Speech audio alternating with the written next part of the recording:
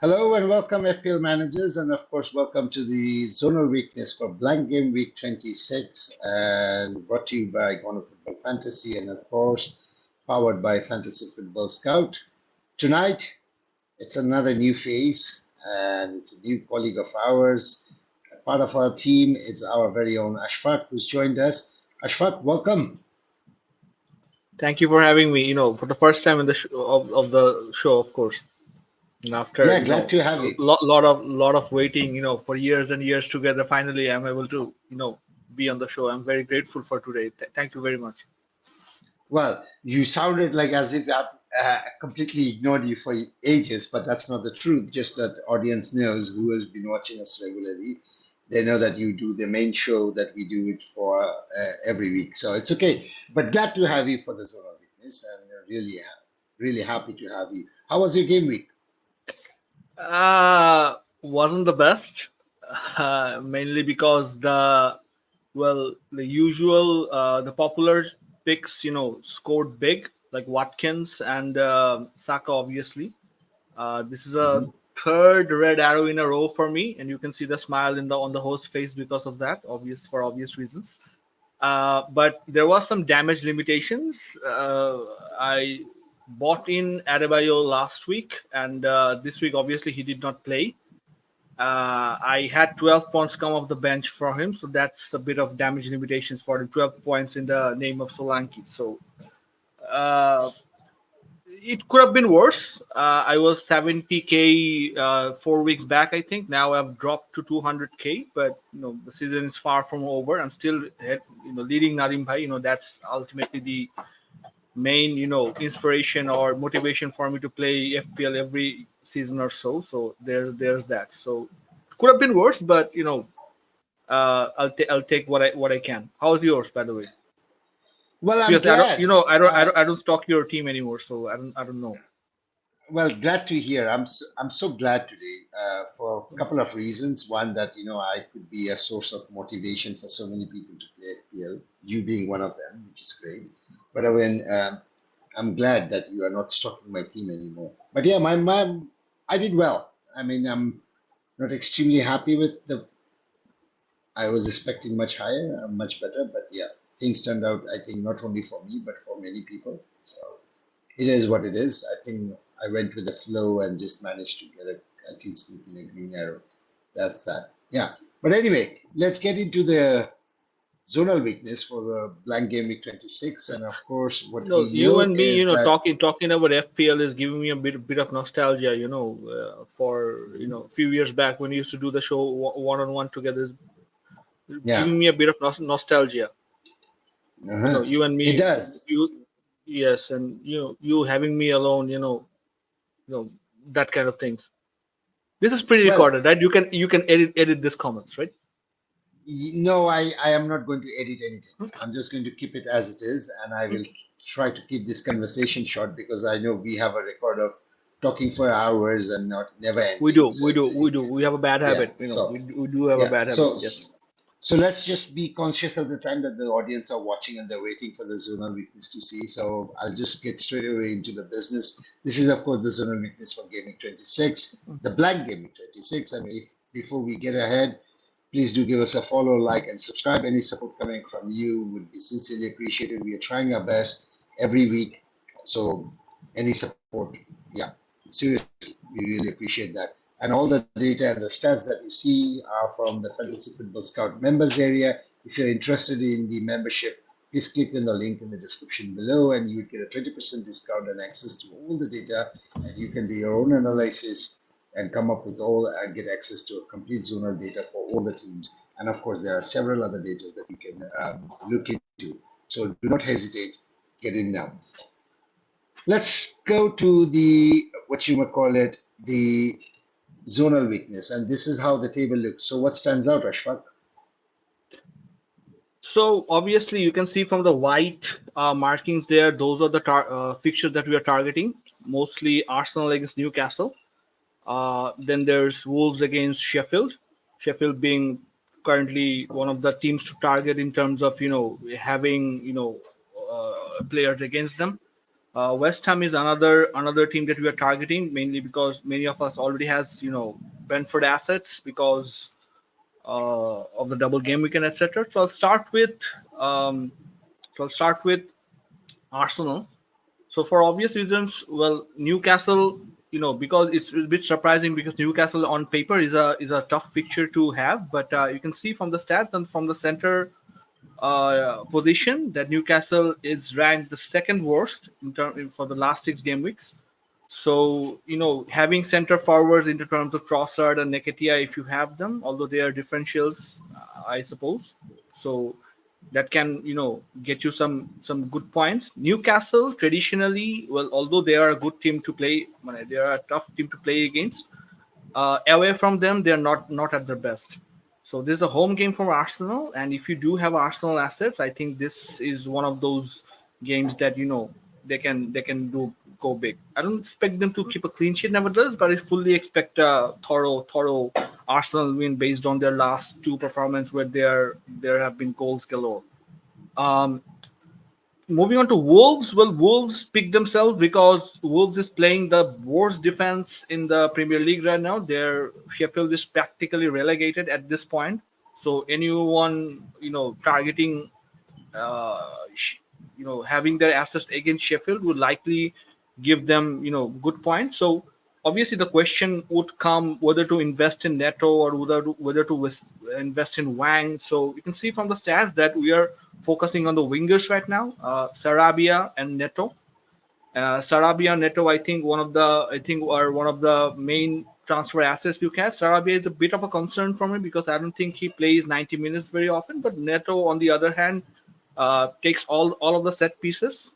So I think he's one of those assets that you can get in who can go big this week. Moving on to United against Fulham, Hoyland I think has gone under the radar because of the hype surrounding Watkins and Solanke. And Hoyland, with United being United, I think has gone under the radar. So he has, if you guys don't know, has recently broke the youngest scorer to score 6 goals in a row. That was held by Willock a few seasons back. Now he has broken it. So Hoyland, I think, is still a differential option. And if you're thinking of investing in a striker, Hoyland is your guy. He's on great form, and United attackingly looks good, really good. Fernandez, with his price point, I can't recommend him right now because I think he's still playing a bit deeper. But other than that, Fulham against United, I think it's an easy United win. Finally, West Ham against Brentford. Obviously, Regulion, if you have him, you can see from West Ham's right flank, uh, Regulion attacking through the left. West Ham is ranked worst, so Regulion can show you some love. He's also on free kicks and set pieces, and he's also had the assist in the double game week for Tony's goal. So if he we can expect him to go big or get an assist against West Ham anyway. Tony is another who can go big because as you can see from the right flank where Tony plays as part of two forward system in the Brentford team. So from the right flank again, West Ham is ranked the worst of the last 6 game weeks. So if you own Tony, he can be a great asset to have this week as well. Right. Next slide. Right. So next slide, considers Crystal Palace against Burnley. I would not recommend those at this moment because Crystal Palace is going through a manager change.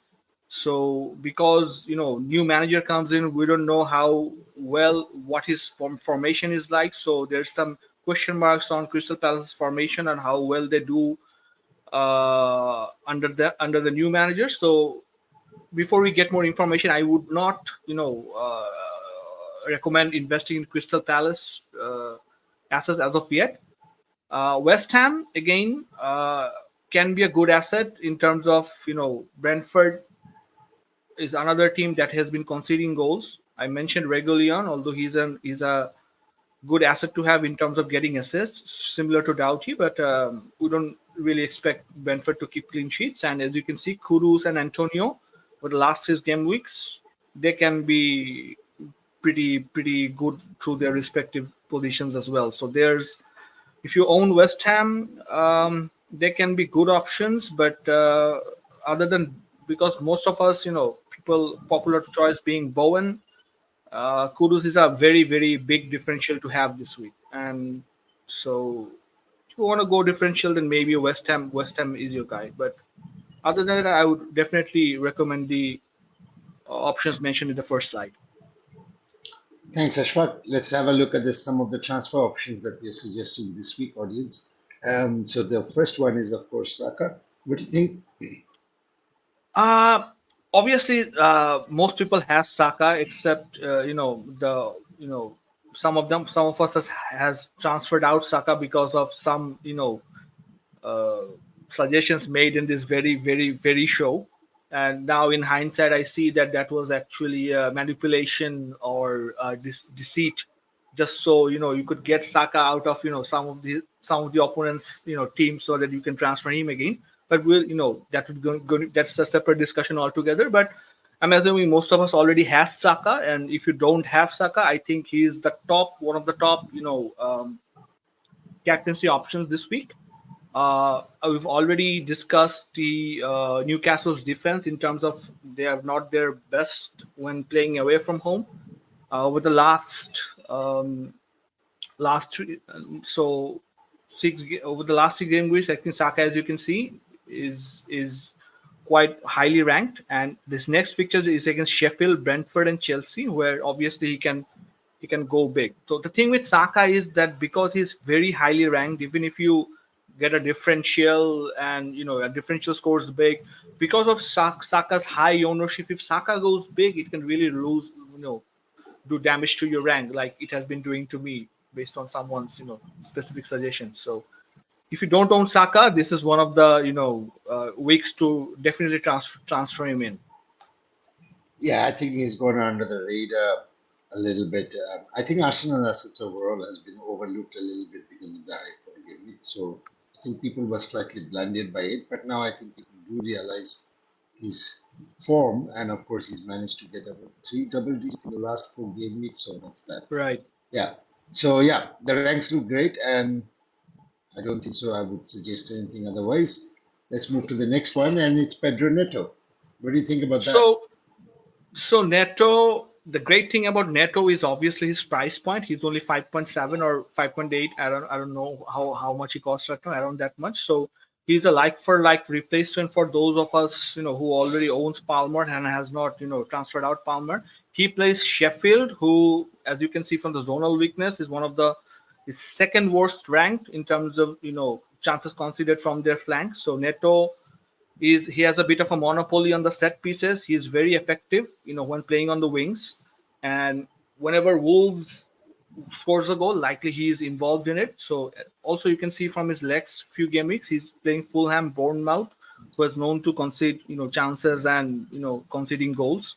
Newcastle can be tricky, but I fully expect Neto to score. So if you're looking for a like replacement for Palmer, who does not play this week, I think Neto is the best replacement, like for like replacement you can get. So if you already don't own Saka, go for Saka, or if you already do own Saka, I think Neto should be your priority transfer this week. Right. Okay. So we are done with the tables, the zonal weakness table, and we're done with the transfers. Let's just the final section, which is the zonal weakness team of the week. What stands out here, Ashfaq? So I've obviously discussed Højlund, Tony, Neto, Saka, obviously. So the middle ground, as you can see, we have Odegaard, Adingra, Fernandes. Fernandes, I cannot recommend him at the moment because of his price point. His price point is still very high, and I think with this Manchester United formation, I think he's playing a bit deep. He's still on set pieces, but he's not as effective, as he has been in previous seasons. Odegaard has his ups and downs, so I think he's a bit of a differential. You can go for him, but I think still he's a differential. The thing with Odegaard is, again, he's not cheap. He's above 8 million, so I think there are better options you can have in the midfield section at the moment. Adingra is a player I really like. He's only 5 million, I think. Plays on the right wing and has kind of made the right wing his. He had a great game against Sheffield last week. The thing I'm a bit small concern on Edingra is his minutes, because as we know, Roberto De Zerbi likes to rotate his teams. So if rotation wasn't an issue, I would definitely hands on recommend Edingra over any other similarly priced assets. But definitely rotation is an risk for me. Regulian, we have already discussed. Alex Moreno with DNF fit, I think there might be a bit of rotations there. So Alex Moreno versus DNA is another discussion that I do not want to take into consideration. So because of the rotation, I cannot recommend Alex Moreno here. We already described Regulian. And Ayatul Nuri, Wolves, I think, is not the best team defensively. So again, Ayatul Nuri is not one asset I can recommend for the long term. But on the short run, I think he has a very good matchup against Sheffield, so he might do some damage there. For on the long run, I think you can have better options. But if you're looking for a free hit team, likewise, definitely Ayatul Nuri should be in your team because of the opponent. Right. Thanks so much, Ashfaq. I think that concludes the whole discussion. Thank you so much for joining, an audience. Thank you so much. Thank you for inviting me finally. Yeah, welcome. You're most welcome. And audience, of course, if you have any comments, let us know in the comment sections. But we'll see you next week. All the very best for the Blank Gaming 26. Until then, goodbye.